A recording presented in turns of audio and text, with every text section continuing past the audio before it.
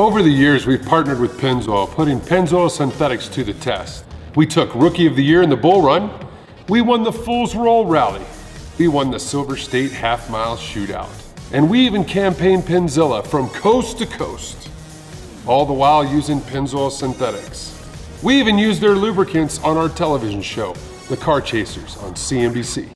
When Pennzoil reached out to us to build something special for Pep Boys, we knew we were in.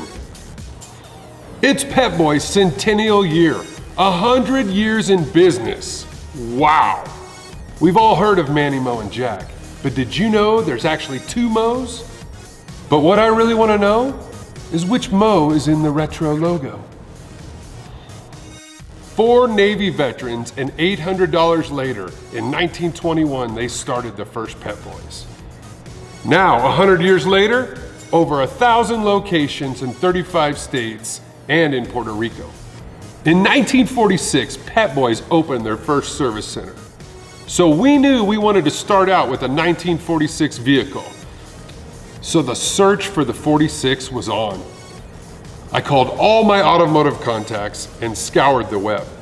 Calls were made back and forth. I had everybody in the office on the phone trying to locate the perfect vehicle for us to turn into something cool that Pennzoil could give to the folks at Pep Boys in honor of their centennial.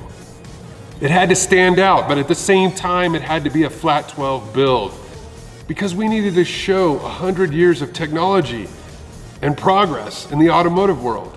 And what better way to do that than to morph all these generations together into some cool, wicked vehicle.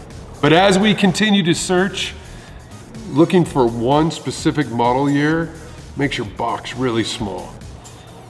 And we came up with the idea that there was something in particular we wanted to do, and it was different than every 46 vehicle out there.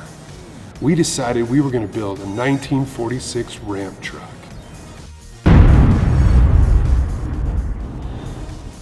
So you guys keep checking back to follow the build.